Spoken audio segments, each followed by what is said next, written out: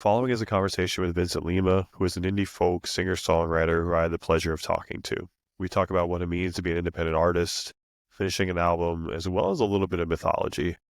Vincent is wrapping up an East Coast tour at the moment and released an album earlier this summer entitled Visions of Uncertainty. I hope you enjoyed the conversation I had with Vincent Lima. Yeah, so we are excited to have Vincent Lima, Wesleyan hockey legend, owner, CEO, CFO of Vincent Lima Music. On, man, appreciate you being here. Yeah, it's amazing to be here. Yeah, this is it's always fun to podcast. I don't get to do it often. Yeah, so for anybody who maybe hasn't heard your music before or is unsure of the kind of music you make, maybe just kind of walk us through how you would kind of describe the music that you make. Yeah, this is a good question. I haven't had a lot of success describing the genre that I'm in, which is usually a good place to start.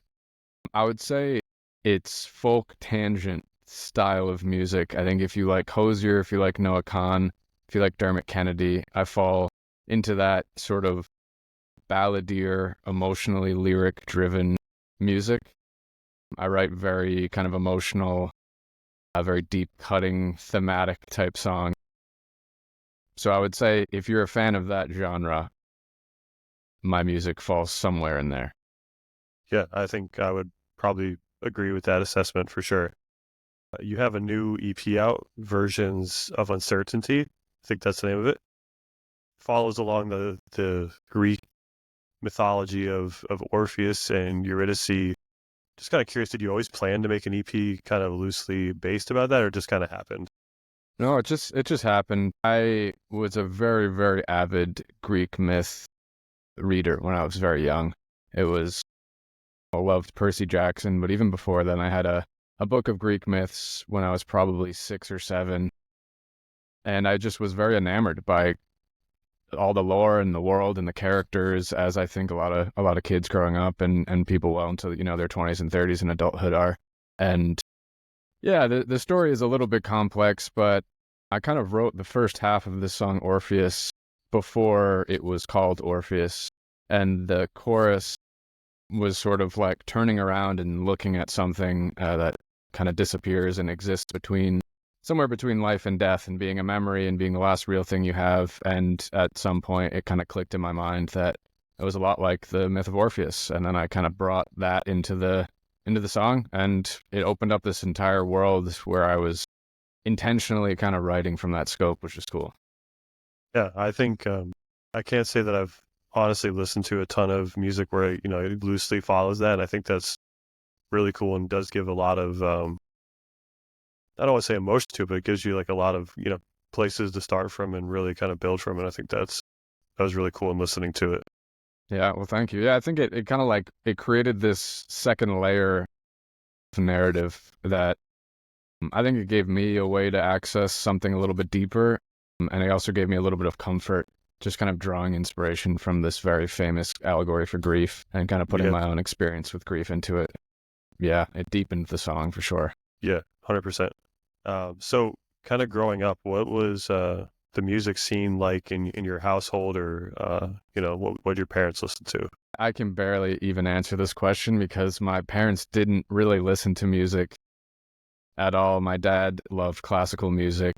There was always sort of like just some sort of classical or maybe jazz music that, was just like this comfortable background. But I kind of had to find my own musical taste, and I did so through friends and neighbors. And weirdly enough, my older sister got very into pop punk when she was probably 9 or 10 or 11, and then kind of passed that down to me. And the two of us shared a little first generation iPod that we would make playlists together, and she was kind of my foray into music, really. Yeah, I mean, assuming your sister is in the millennial spectrum, it would 100% make sense that she's into the pop punk life. As I think all of us kind of hit at one point or another. I hit it hard. Yeah, that makes a ton of sense. So I don't think a lot of people probably know, but you've recently kind of started doing this full time.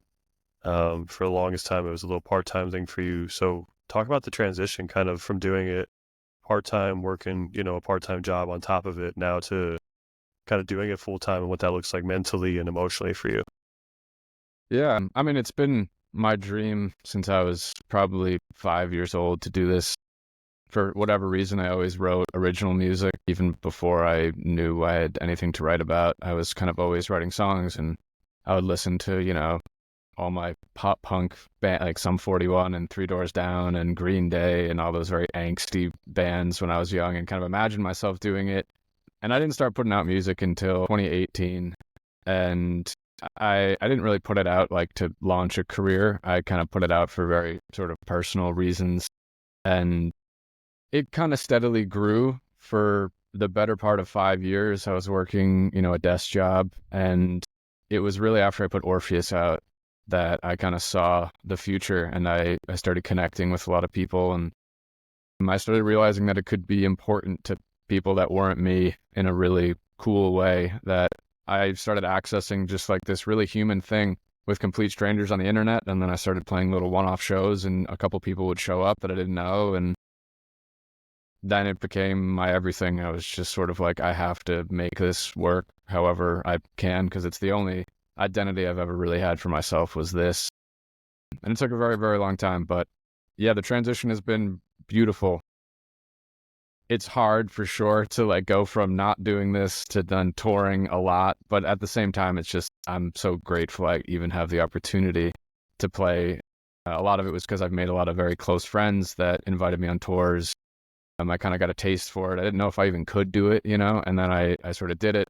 I loved it. I met so many people. Like, you hang at the merch booth after shows and you just sort of hear all these stories, and you get this very broad spectrum of humanity that you don't get before. And yeah, it's been, sort of the joy of a lifetime to even do this for the first 5 months or 6 months. Yeah, I mean, I know kind of for me when I transitioned to full time, I mean, obviously in a much different spectrum, like structuring my life around, not having, a day-to-day 8, 10, and whatever hour job was a little bit of a struggle, and really only recently kind of figured that out to where it wasn't like crushing my soul every day, that Yeah. if it wasn't feeling productive. And is that something you've had to navigate, or kind of transition pretty smoothly into? I mean, I was working like pretty crazy hours before this. So, I mean, I'm working, I guess it's different because now my life is like touring and then not touring. And I knew the only time I could do this full time was sort of like when I knew I could tour for as long as possible, to avoid that sort of just like, what am I doing now kind of thing. Because I write alone, I produce with one person. And so the operation is so limited in scope in terms of people and scheduling. It would be very easy for me not to have a lot to do, because I'm so sort of like solitary with how it all works. So touring has been the answer to that.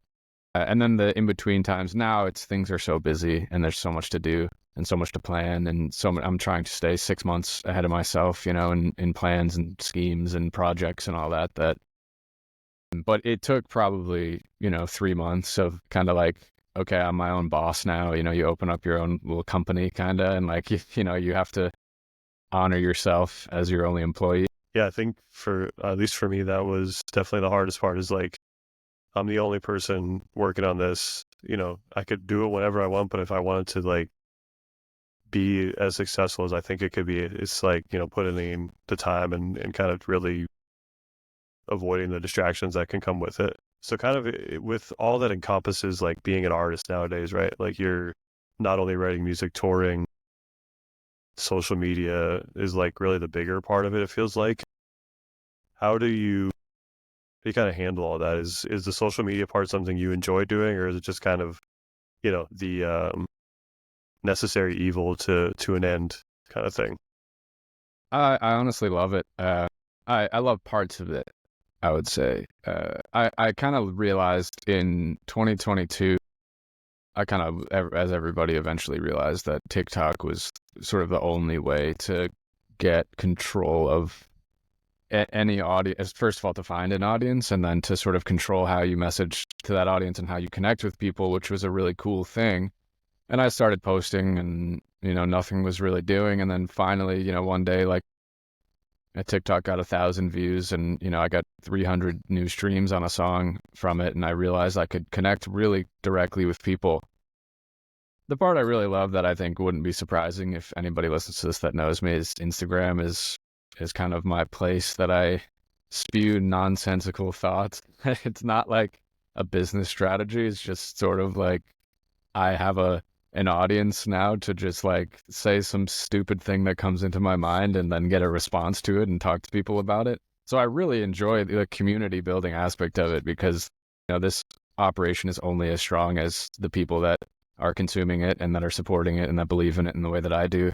And yeah, I like to say like I finally found an audience of people that are listening for the same reason that I'm putting out music, which I don't know. That's kind of like everybody's dream. And I couldn't have done it without social media. So yeah, like I don't love that I have to try to go viral every time for a song, but I've found a really beautiful base of people that have kind of stuck around for the last year that make me like if a song doesn't go viral, I still feel a lot of gratitude and fulfillment that, those people will still listen and will still enjoy.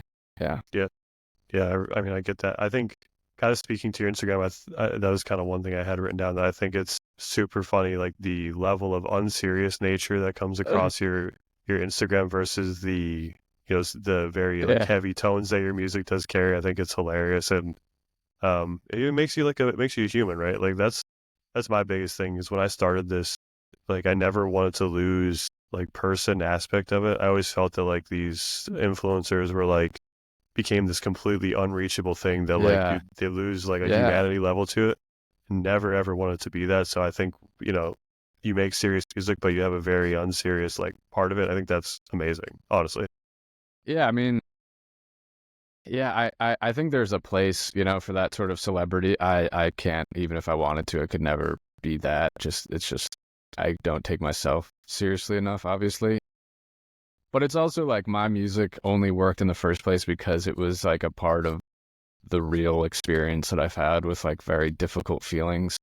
And the flip side of that is just, yeah, showing people that I am a real person and meeting people at shows. I'll never be someone where you show up to a show and you look at me and, I'm like larger than life. It's just sort of like a guy singing about feelings that everyone shares. Yeah. Yeah, that for me was like the biggest part of this too, is like I never wanted to, like you said, like feel larger than life. Like I'm just a dude from nowhere who shares music, like happened to get popular. I feel like it's a very lucky thing at times, and I try not to like overhype myself on the spot that I'm in.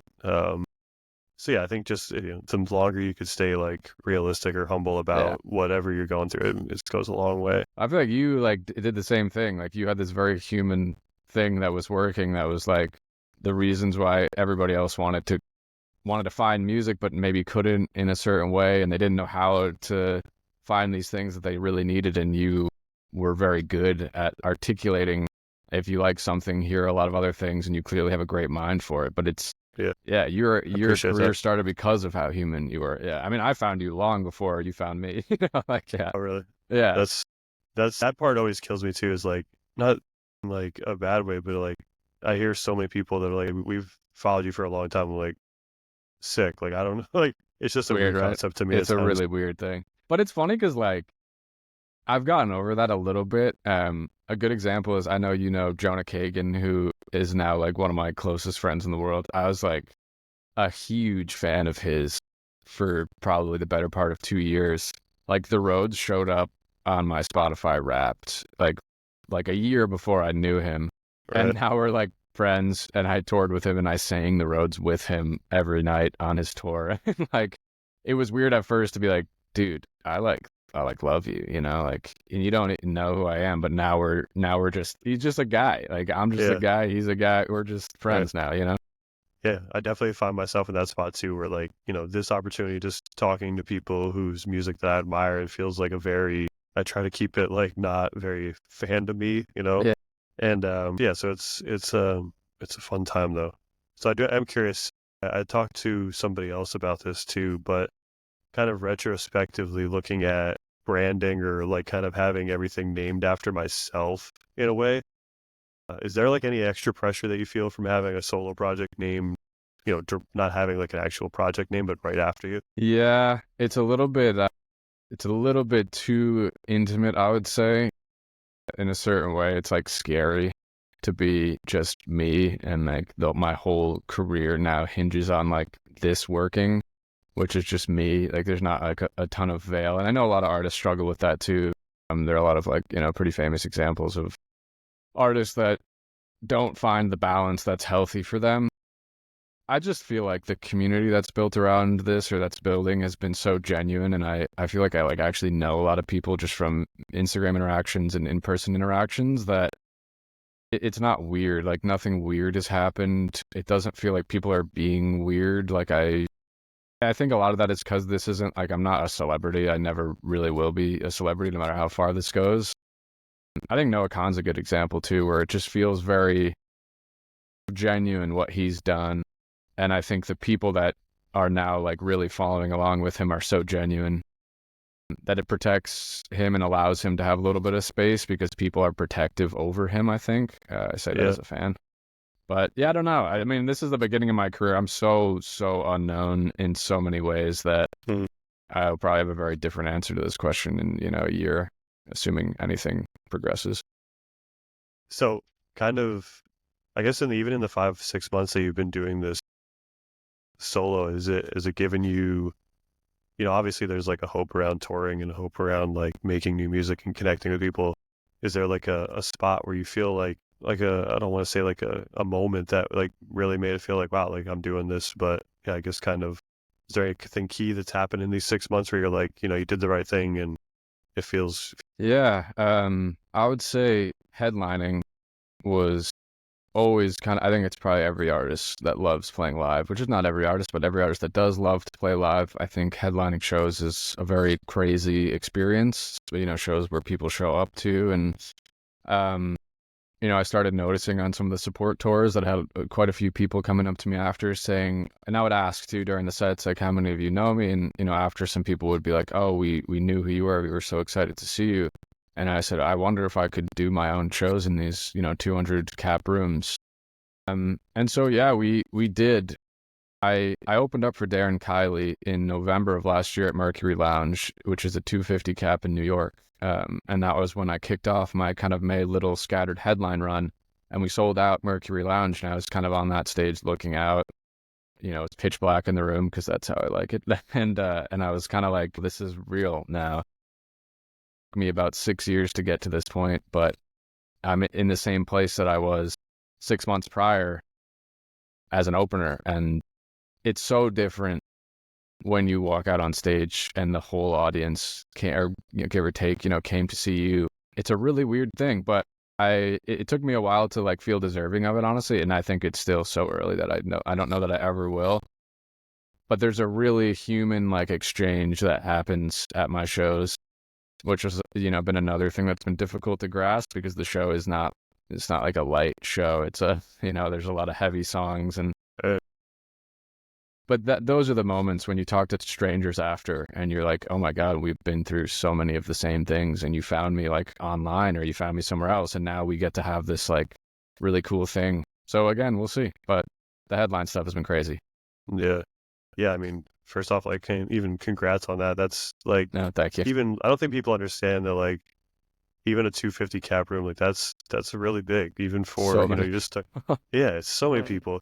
Like I've had like 10 people recognize me at a festival. I'm like, let's pump the brakes a minute. Yeah, and then you have like 250 people buy tickets to see you. That's huge. Yeah. It's cool. And after like meeting them too, and at first like I watched Darren. He would go, 'cause he's such a genuine guy, and he would go to the merch booth after, and he would stand there and he would look everyone in the eye, and he would make everyone feel seen, and he'd take pictures. And at first I was so put off by the like, I was like, why does anyone want a picture with me? Like real, like I would always ask, be like, really, you want a picture with me? And then eventually you just realize you just like exchanged a very deep thing, and it's cool to memorialize that. Yeah. You talked about kind of like the feeling of deserving, and I know that's something I struggle with just on a day-to-day basis, let alone in the space that I'm in.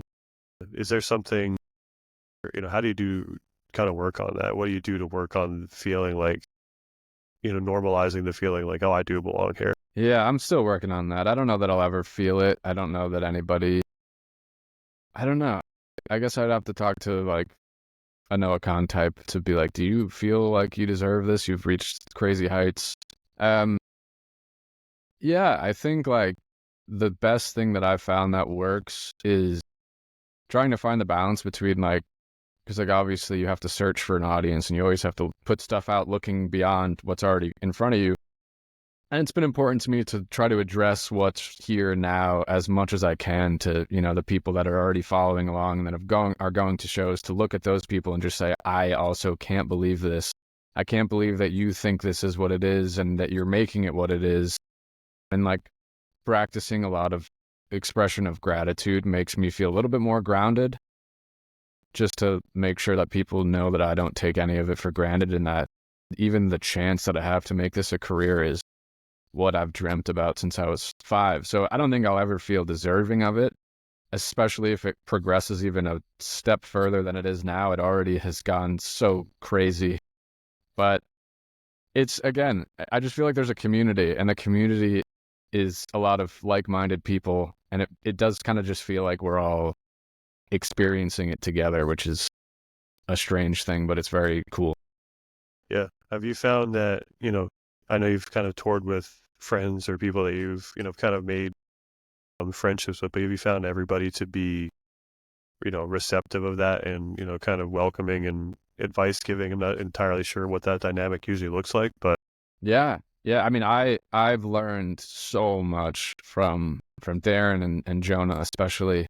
I kind of was a student as well as a friend of theirs, and I kind of, it was cool to see what the inner workings of the touring stuff looked like as a professional, looking at them and being like, oh, okay, because I struggled for a while to take it seriously. I would just be like, this is just me singing songs. It's not heart surgery. I'm not doing anything crazy.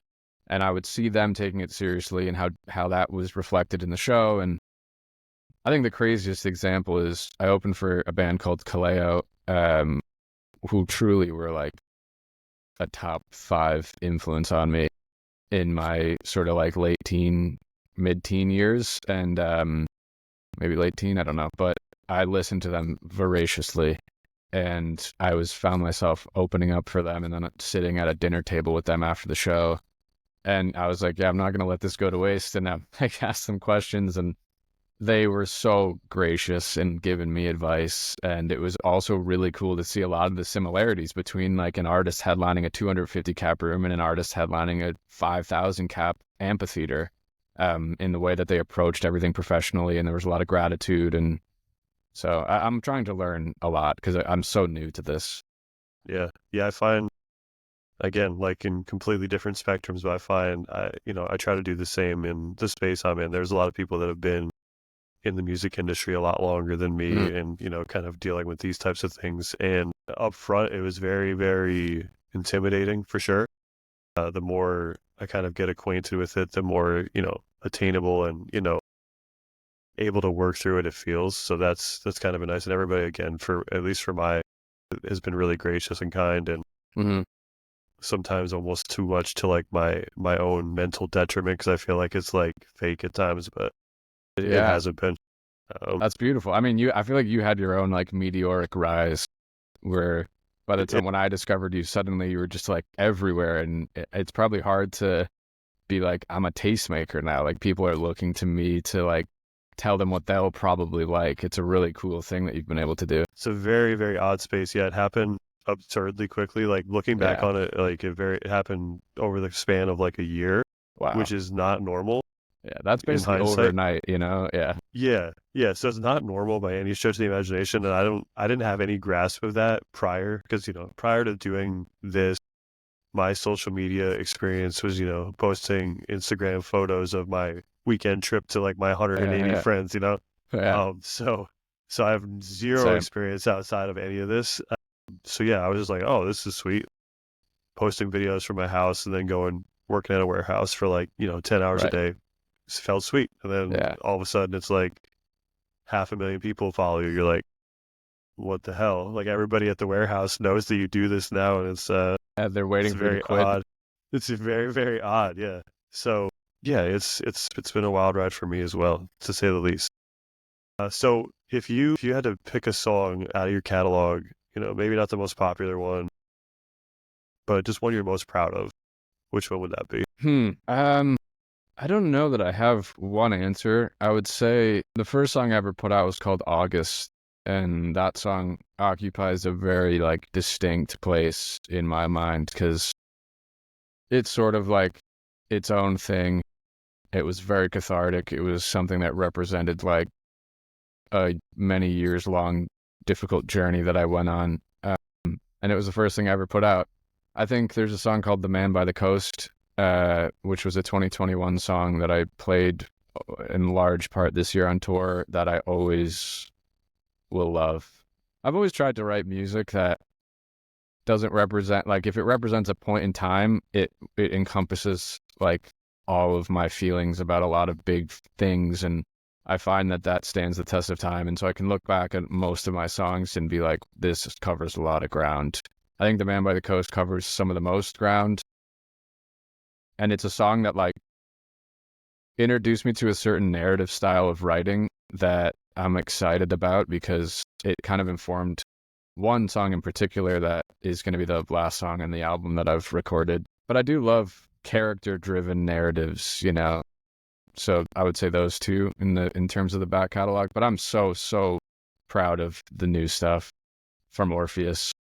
I couldn't have possibly dreamt of being able to do what I've done with this, and it's entirely because of, again, like the community of people that have stuck around and allowed me to tell this sort of like linear-ish narrative. Yeah. What about maybe a song or even an artist that you think more people should listen to? That's a good one. I would say one of my closest friends, Matt Howie, he opened up for me on my tour, and we played a bunch together, and we lived together in LA for a year. His voice is outstanding. I mean, I wish more people, like I always want more people to listen to Jonah Kagan. I always want more people to listen to Darren Kiely. Let's see, I could probably come up with a laundry list response to this because I do feel like there's a category that I'm kind of falling into now of people that are like probably deserve huge careers that are gonna have them. I love Lily Fitz. She's like just kind of starting out as well. She's put out I think 4 or 5 songs. She's unbelievable. I would say start there. Yeah. Yeah, I always love that's like one of my favorite questions to ask artists because it's such a, you know, it's one thing being like on my side where like I have a distinct taste, and I always love kind of hearing what other artists have to say about that. I have another good one is this kid Harrison Bow. I don't know if you've heard of him. I think sounds He's familiar. probably got like 100,000 monthly listeners, and he reached out to me a little bit ago, and I've had a lot. It's cool because a lot of fans that come to shows will give me music recs, and he's one of the ones that a bunch of people in Denver were like, "You gotta listen to this kid Harrison," and I listened. I was like, "Oh my god, this is unbelievable." Yeah. And it's cool to also be able to talk to those people. Elliot Greer is another one. I don't know why he's not the biggest artist in the entire world. I saw him live in LA, and I don't think I've ever been so absolutely starstruck and blown away by somebody's talent. I would say everyone should listen to him immediately. Sweet, man. Yeah, I don't know if I know Elliot Greer, but I'll have to definitely take a listen. So kind of in terms of I always like to ask everybody this too, is in terms of therapy or yeah, I guess really just in that sense of one, do you do therapy? And then two is, you know, I know you're new into this. Do you think there's enough like resources out there for artists or people in the industry as a whole to kind of, you know, be able to take care of that side of things? Yeah, I am in therapy. It was sort of a thing that got too bad, and I kind of was like, all right, this is long overdue. It's one of those stories that I'm sure is very typical where I have a lot of very, very close people in my life that have really deep issues. And I kind of resisted the idea that I needed, you know, therapy because I was always used to trying to be a resource for other people, you know, that I cared about in my family and my close friends and relatives. And yeah, therapy has changed a lot for me already. And I'm, you know, somewhat new into it. I've been in for about a year now. And yeah, I think as far as the industry goes, it's a very predatory industry. I think it's a hard industry to stay grounded in, especially with the social media stuff, especially with how hard it is to make a living and an income. I think like artist to artist stuff has been really good for me to like connect to other artists directly. I think I'm too new in the industry to be able to speak, coherently on like what type of resources have been great for artists. But yeah, it's something that I hope there is an industry around being able to give artists mental health resources and resources to help. Um, but I think artist communities are probably the most important thing for staying grounded in this career path. Yeah. Yeah, I think that I would kind of agree there too. Like I'm like 2 years into therapy, and I still find at times that just like, yeah, talking to somebody who's kind of going through the same thing, really, or Yeah. in the same spot, it really helps. Goes a long way for sure. So I guess kind of wrapping up too, man, I'm going to give you a spot to like, you got the album you're working on. I think you got a tour coming up. Talk to us about what you got coming next and what to look for. Yeah, yeah. Crazy to say this, but I'm doing a headline tour that's going to hit kind of the large markets in the East Coast, a few more markets on the West Coast, and then Dublin and London. We're going to go over there, or I'm going to go over there. And yeah, I'm going to put out a new song, I think, in September, and I'm going to cautiously roll out what I believe is my sort of debut album that will tell a lot more of this story that I've been building about Orpheus and Eurydice and grief and love and growing up and fading.